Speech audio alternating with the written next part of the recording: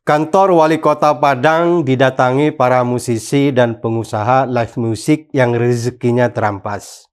Mereka ramai-ramai mempertanyakan surat edaran itu karena merenggut rezeki para seniman. Mestinya sebelum membuat surat edaran, Pemkot berkoordinasi dulu dengan para musisi karena peraturan tersebut berdampak langsung kepada mereka. Tapi di wilayah yang dikuasai PKS itu, corak religiusitas memang terbilang lebay. Pasalnya, pada tahun sebelumnya peraturannya lebih longgar. Acara musik boleh dilakukan setelah tarawih.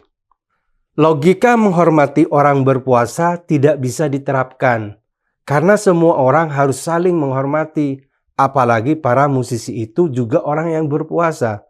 Jadi, alasan klasik semacam itu tidak dibenarkan dalam logika. Surat edaran yang baru diterbitkan itu telah mematikan usaha mereka. Jika pada saat Ramadan, orang berharap dapat rezeki tambahan, mereka justru malah apes. Ini tentu tidak adil, padahal mereka juga warga yang harus dilindungi. Karena itulah mereka menggugat surat edaran tentang operasional usaha pariwisata selama bulan Ramadan. Karena surat edaran itu tidak mencerminkan rasa keadilan. Jika dicermati, surat edaran tersebut diterbitkan dengan tujuan yang agak absurd, yaitu agar umat muslim dapat khusyuk dalam beribadah. Padahal para musisi itu juga muslim, dan mereka juga menjalankan ibadah seperti muslim lainnya. Tapi dampak dari surat edaran itu memberatkan mereka. Para musisi dan pengusaha live music tidak mendapat pemasukan selama Ramadan. Apalagi nanti kalau masuk musim lebaran, pengeluaran tentu meningkat.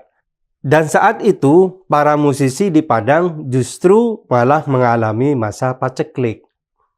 Karena itulah mereka mendesak Pemkot Padang untuk membuat kebijakan baru, supaya mereka tetap bisa bekerja selama Ramadan.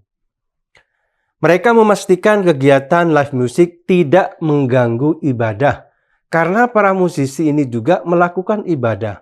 Mereka juga tarawih seperti orang lain, dan baru memulai pekerjaan ketika salat tarawih selesai dilakukan.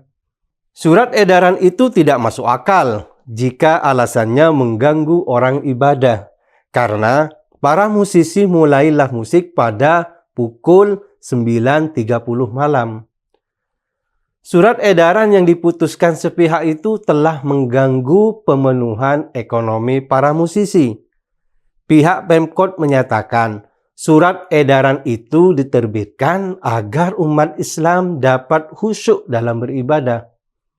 Dalam proses pembuatannya, surat edaran itu telah disepakati oleh LSM, tokoh masyarakat dan ormas keagamaan, tapi tidak melibatkan para musisi dan pengusaha live musik. Menanggapi tuntutan itu, jawaban Pemkot mengambang.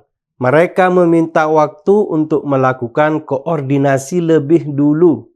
Mestinya sebelum mengeluarkan surat edaran, Pemkot menyertakan semua pihak agar kejadian seperti ini bisa dihindari. Tapi jika Pemkot tak mau membuang waktu, sebenarnya mereka bisa menggunakan peraturan yang lama, yaitu live musik boleh dilakukan setelah sholat tarawih. Tapi begitulah yang terjadi di Kota Padang. Demi alasan religiusitas yang absurd, para seniman malah dikorbankan.